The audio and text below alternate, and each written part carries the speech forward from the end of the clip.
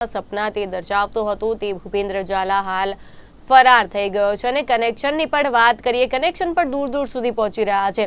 જ્યાં સુધી તેનો કારોબાર હતો ઉત્તર ગુજરાતમાં ફેલાયેલો હતો અને ત્યારબાદ એવા પણ સમાચાર સામે આવ્યા છે કે તેના તાર મહેસાણા સુધી પણ જોડાયેલા છે। મહેસાણા જિલ્લાના વિજાપુરમાં ઓફિસો ખોલવામાં આવી હતી। વિજાપુરમાં ટીબી રોડ ઉપર તેની ઓફિસ આવેલી છે તે બાબત પણ સામે આવી છે। સીઆઈડી ક્રાઇમની ટીમે વિજાપુરમાં પણ તપાસ હવે હાથ ધરી છે અને ત્યાં પણ તેની ઓફિસ હોવાનું સામે આવ્યું છે। આ અંગે વધુ વિગત સાથે અમારા સંવાદદાતા મયુર રાવલ જોડાઈ ગયા છે। મયુર, બીઝેડ ગ્રુપના તાર મહેસાણા જિલ્લા સુધી પહોંચ્યા છે, કઈ જગ્યાએ ઓફિસ આવેલી હતી મહેસાણામાં?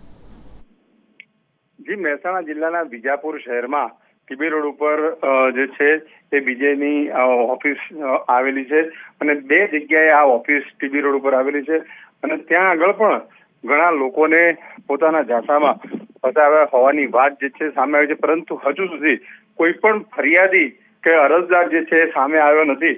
પરંતુ તેમ છતાં સીઆઈડી ક્રાઇમ દ્વારા અહીંયા પણ તપાસ કરવામાં આવી છે અને હાલમાં જે ઓફિસને જે છે એ તાળા લાગી ગયેલા છે। જી મયુર, ઓફિસે તાળા લાગી ગયા છે, સંચાલકના નામ સામે આવ્યા છે, એજન્ટના નામ સામે આવ્યા છે કે જે તેની સાથે જોડાયેલા હતા?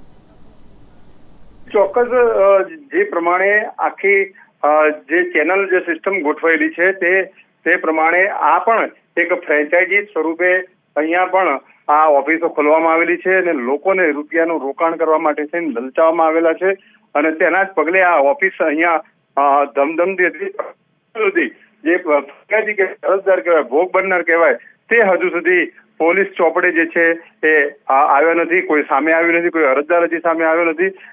ત્યારે સીઆઈડી ક્રાઇમ બ્રાન્ચ તપાસ કરે છે એ જોવાનું રહ્યું।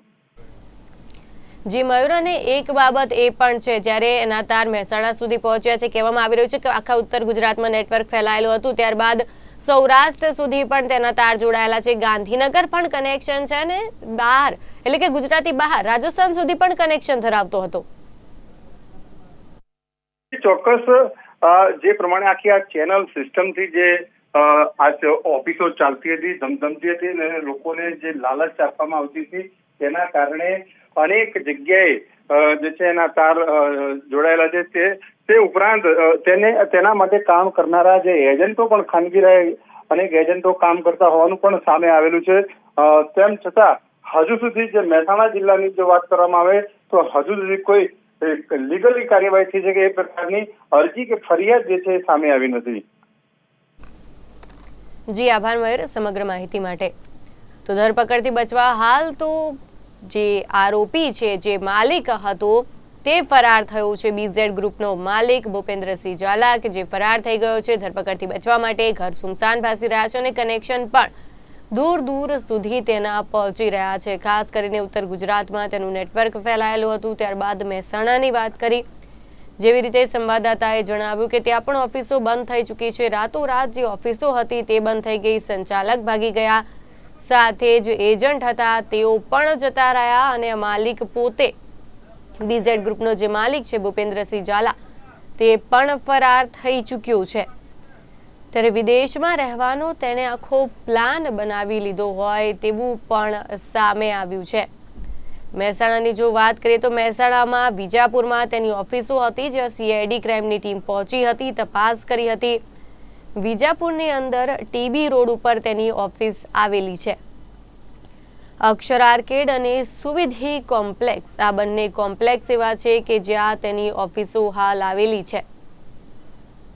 સમગ્ર ગુજરાતમાં બીઝેડ કંપની દ્વારા જે મોટું ફુલેકું ફેરવવામાં આવી રહ્યું છે તેના અંદરમાં એવું મનાઈ રહ્યું છે કે 6000 કરોડનું જે ફુલેકું ફેરવવામાં આવી રહ્યું છે તેની એક શાખાઓ જે છે તે માલપુર, મેઘરજ અને મોડાસામાં આવેલી છે અને ત્યાં આગળ લોકો આજે સવારથી ધરમના ધક્કા ખાઈ રહ્યા છે, જેનું આ ટીવીમાં અને પેપરના અંદરમાં પ્રસિદ્ધ કરવામાં આવ્યું છે। ત્યારબાદ પણ ચોક્કસપણે જોવા જઈએ તો તેના અંદરમાં પોલીસે જે સીઆઈડી ક્રાઇમે અહીંયા આગળ તપાસ કરતા એવું જણાવવા મળ્યું હતું કે 175 કરોડની જે એન્ટ્રીઓ છે તે બે ટ્રાન્ઝેક્શન મોટા જોવા મળ્યા હતા અને ચોક્કસ જોવા જઈએ તો જે લોભ અને લાલચ અને ત્યાં આગળ આપવામાં આવી હતી એજન્ટો દ્વારા, પણ એ ચોક્કસ જોવા જઈએ તો 5 લાખ રૂપિયાનું જે રોકાણકાર હોય તો તેને એક એલઈડી ટીવી આપવાની અને 10 લાખનું રોકાણકાર હોય તો તેને ગોવાની ટ્રીપ આપવી તથા જે વધુનું રોકાણકાર હોય તો તેને 3 વર્ષમાં બમણા કરી આપવા અને 7 થી તો 18% સુધીનું વ્યાજ આપવું તેવી